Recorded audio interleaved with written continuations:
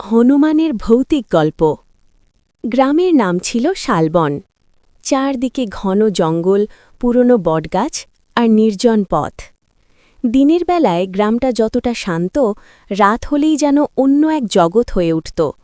মানুষজন বলতো ওই জঙ্গলের ভেতরে একটা পুরনো মন্দির আছে, হনুমান মন্দির। বহু বছর আগে সেখানে পূজা হতো, কিন্তু এখন তা পরিত্যক্ত। আর সেই মন্দিরকে ঘিরেই ছড়িয়ে আছে অদ্ভুত সব গল্প। গ্রামের এক কিশোর, নাম রাহুল। সে ছিল খুব সাহসী আর ভৌতিক গল্প শুনতে ও বলতে ভালোবাসত।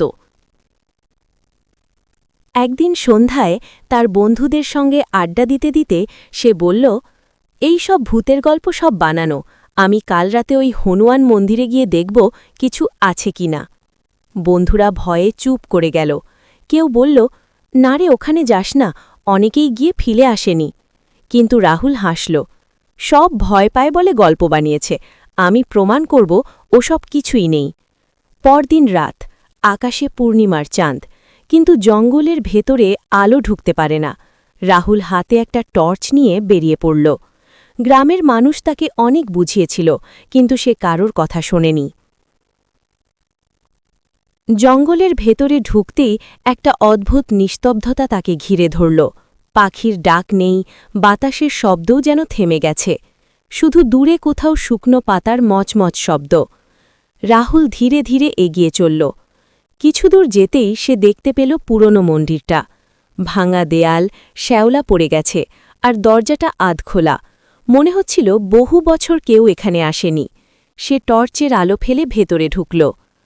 মন্দিরের ভেতরে একটা বড় হনুমানের মূর্তি, কিন্তু মূর্তিটা দেখে রাহুল একটু থমকে গেল। মূর্তির চোখ দুটো যেন চকচক করছে। সে নিজেকে বোঝাল, এটা আলো ছায়ার খেলা। ঠিক তখনই হঠাৎ একটা ঠান্ডা বাতাস বইল। টর্চটা কাঁপতে লাগল।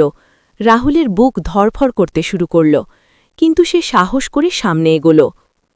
হঠাৎ খট খট খট পেছন থেকে শব্দ এলো।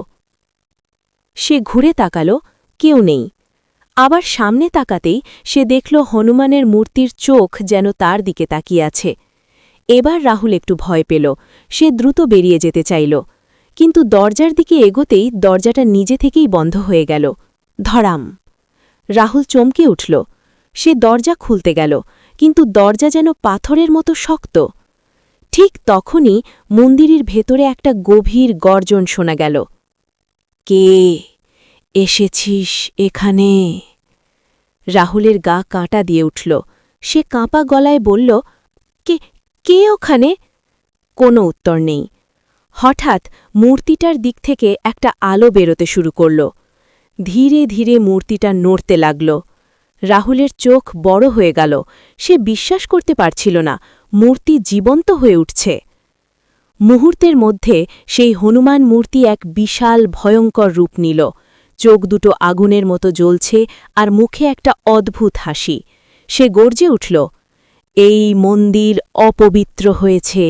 যারা অবিশ্বাস করে তাদের শাস্তি হয়।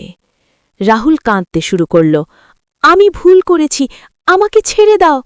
হনুমানরূপী সেই ভয়ঙ্কর সত্তা ধীরে ধীরে তার দিকে এগিয়ে আসছিল।